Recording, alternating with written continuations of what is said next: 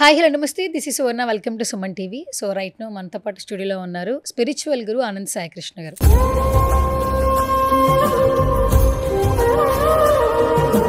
ఆనంద్ సాయి కృష్ణ గారు, స్పిరిచువల్ జర్నీలో ఉన్న వాళ్ళు పాజిటివ్ ఆరాతో ఉంటారు, నిజాలే మాట్లాడతారు, అబద్ధాలు మాట్లాడరు, ఆ నెగిటివ్ ఆరా వైపు వెళ్ళరు, చెడు మాటలు అనేది ఎక్కువ మాట్లాడరట. ఎందుకంటే ఆ జర్నీలో ఉన్నటువంటి స్పెషాలిటీ ఏదని చెప్తుంటారు అందరూ. మీరేమో మంచి వినండి, చెడు చేయకండి, నిజాన్ని నమ్మండి, అబద్ధాన్ని వదిలేయండి, డబ్బును ప్రేమించండి, మిమ్మల్ని మీరు ప్రేమించుకోండి, ఎన్ని కష్టాలు వచ్చినా అని చెప్తుంటారు. మనం రైట్ నో కలియుగంలో ఉన్నాం. మీరు చెప్పే మాటలు ఎంతమంది వింటున్నారు అని క్వశ్చన్ అడిగితే, ఫర్ ఎగ్జాంపుల్ ఒకప్పుడు పెళ్లికి చాలా ప్రాముఖ్యత ఉండేది. ఇప్పుడు పెళ్లి దాటి రిలేషన్షిప్లు, సిచ్యువేషన్షిప్లు, ఆ జోనర్లో బ్రతుకుతున్నాం. ఇంతకుముందు ఒక అబ్బాయి ఒక అమ్మాయిని ప్రేమించానని చెప్పడానికి చాలా భయపడేవాడు. పెళ్లి తర్వాత అమ్మాయిలతో మాట్లాడేవారు. ఇప్పుడు అమ్మాయిలు కూడా మారిపోయారు, చాలా ఫాస్ట్ అయిపోయారు. ఇప్పుడు ఎవరైనా ఇద్దరు వ్యక్తులు మీరేంటి మీ లైఫ్ స్టైల్ అంటే వీఆర్ ఇన్ రిలేషన్షిప్, మేము కలిసే ఉంటున్నాం అంటున్నాం. ఇలాంటి సమాజంలో రైట్ నో బ్రతుకుతున్నాం. పెళ్లి అనే దానికి విలువ లేకుండా జరిగే కొన్ని సంఘటనల్ని దృష్టిలో పెట్టుకుని ఆలోచిస్తే ఒక స్పిరిచువల్ గురువుగా ఏం చెప్తారు? ఇప్పుడు మనం చేసేది తప్పేనా? ఇప్పుడు ఎవరైతే మేము రిలేషన్షిప్లో ఉన్నాం, సిచ్యువేషన్షిప్లో ఉన్నాం, మేము మాకు నచ్చి ఉంటున్నాం, మా లైఫ్ స్టైల్ ఇది, మాది, మా లైఫ్, మేము ఎవరిని ఇబ్బంది పెట్టట్లేదు అని చెప్పే వాళ్ళకి కూడా విధిగా ఒక రకంగా కర్మ ఉంటుందా? అది తప్పేనా? ఈ దృష్టిలో ఏంటి అసలు?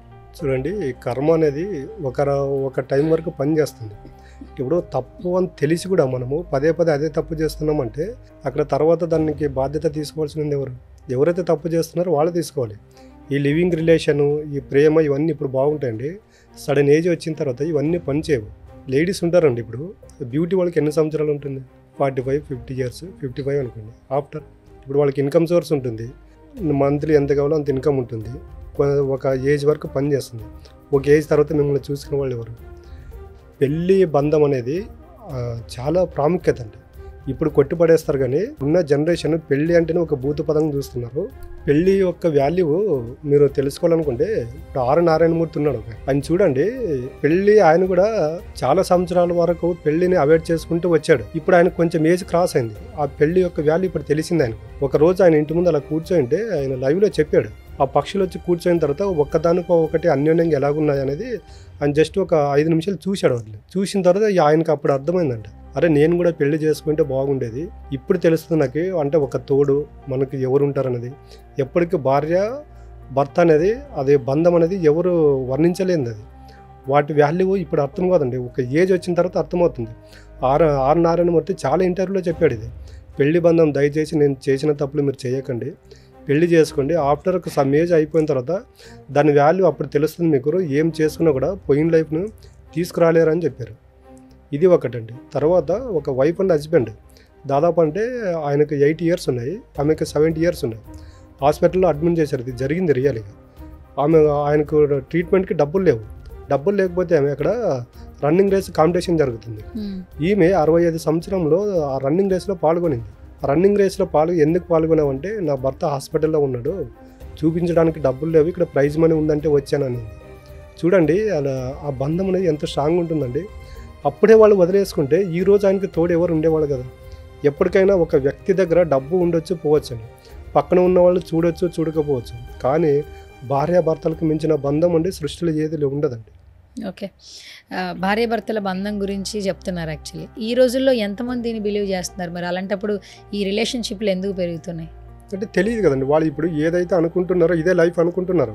కొన్ని రోజుల తర్వాత తెలుస్తుంది. ఎవరైనా మీరు డైవర్స్ తీసుకున్న వాళ్ళతో ఒక 10 ఇయర్స్ 15 ఇయర్స్ ముందు డైవర్స్ తీసుకున్న వాళ్ళతో మాట్లాడండి, సింగిల్ లైఫ్ లీడ్ చేసే వాళ్ళతో మాట్లాడండి, ఆ వాల్యూ అనేది తెలుస్తుంది. నేను అదే చెప్పే కదండి, ఇప్పుడు బ్యూటీ ఉంది, అబ్బాయికి శాలరీలు ఉన్నాయి, ఇదే లైఫ్ అనుకుని భ్రమలో జీవిస్తున్నారు వాళ్ళు. ఒకరి పైన ఎప్పుడైతే ఇంట్రెస్ట్ తగ్గిందో ఆటోమేటిక్గా వదిలేస్తారు.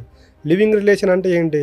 ఇష్టం ఉన్న రోజులు కలిసి జీవిస్తాము, తర్వాత వదిలేస్తాము. అంటే అక్కడ డైరెక్ట్గా ఇద్దరి మధ్య బాండింగ్ కుదురుతూ అండర్స్టాండింగ్లో ఉన్నారు. నాకు ఇంట్రెస్ట్ ఉన్న రోజులు నీ దగ్గర ఉంటాను, నాకు ఇంట్రెస్ట్ తీరిపోతే వదిలేస్తానని అండర్స్టాండింగ్తోనే ఉంటున్నారు కదా. ఇంకా లివింగ్ రిలేషన్ అంటే అదే కదండి అర్థం. ఇప్పుడు పెళ్లి చేసుకున్న తర్వాత విడిపోవాలంటే కొన్ని కోర్టులు, పెద్ద మనుషులు ఇవన్నీ ఉంటాయి.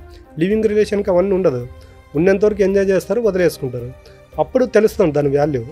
ఇప్పుడు పెళ్లి బంధం అంటున్నారు, ఇప్పుడు చాలా రోజుల తర్వాత ఇప్పుడు మీరు మాట్లాడుతున్నారు, అవును. ఇలాంటి వింటున్నప్పుడు ఖచ్చితంగా కొంతమంది కరెక్ట్ చేసుకుంటారేమో, మనం ఏ జర్నీ స్టార్ట్ చేస్తున్నాం, ఎలాంటి లైఫ్ లీడ్ చేస్తున్నాం, ఇది కరెక్ట్ కాదేమో, ఇది మనం కాదు కదా. ఎందుకంటే ఇప్పుడు ఇది ఫాలో అవుతున్న వాళ్ళ పేరెంట్స్ అది ఫాలో అవ్వలేదు. అవును. ఇప్పుడు ఎవరైతే రిలేషన్షిప్ అని ఓపెన్గా చెప్తున్నారో వాళ్ళ అమ్మా నాన్నలు అలా లేరు, బాధ్యతగా ఉన్నారు. ఇప్పుడున్న వాళ్ళందరికీ ఇది చాలా కల్చర్ లాగా అలవాటు అయిపోయింది. ఇప్పుడు మీరు అన్నట్టు రీసెంట్గా ఒక షోలో, దివాళీ సందర్భంగా ఒక షోలో బుల్లెట్ భాస్కర్ గారి పేరెంట్స్ ఒక షోకి వచ్చారు. వాళ్ళ నాన్నగారు మదర్ వచ్చారు. పెళ్లి గురించి, దాంపత్యం గురించి అడుగుతున్నప్పుడు మీరేం కోరుకుంటున్నారంటే, నాకంటే నా భర్తే నా చేతుల్లో పోవాలి, ఎందుకంటే ఆయన నేను లేకపోతే ఆయన పనులు ఆయన చేసుకోలేరు.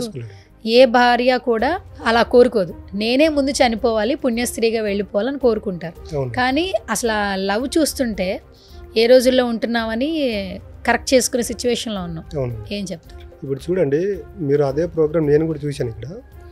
అది చూడండి, ఆమె చెప్పింది 100% నిజం అండి. అది మీరు చూడండి, కావాల్సిన బాగా అబ్జర్వ్ చేయండి. ఎవరైనా భర్త చనిపోయిన తర్వాత భార్య చాలా సంవత్సరాలు బతికుంటుంది. కానీ భార్య చనిపోయింది అనుకోండి, ఆ భర్త మినిమం ఒక 1 year 2 years 3 years కన్నా ఎక్కువ బతకలేడు. మీరు ఎవరినో చూసుకోండి. ఎందుకంటే అప్పుడు దాకా ప్రతి ఒక్కటి భార్య పైన డిపెండింగ్ అయి ఉంటాడు. మనం అనుకుంటాం కానీ జెంట్స్ చాలా మెంటల్గా స్ట్రాంగ్ అని, అది అబద్ధం అండి.